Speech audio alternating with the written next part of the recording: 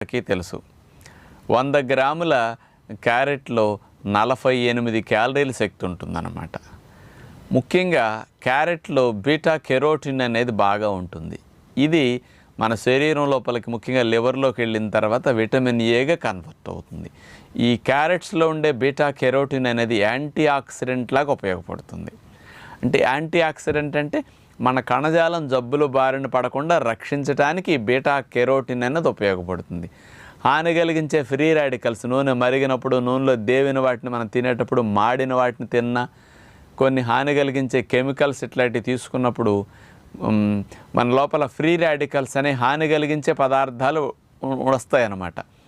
వాటన్నిటిని రిమూవ్ చేయాలంటే ఈ బీటా కెరోటిన్ బాగా ఉపయోగపడుతుంది అన్నమాట. ముఖ్యంగా మనకి కంటి చూపు మెరుగు చేయటానికి అందరికీ క్యారెట్లు మంచిదని తెలుసు. ఈ క్యారెట్లు నేను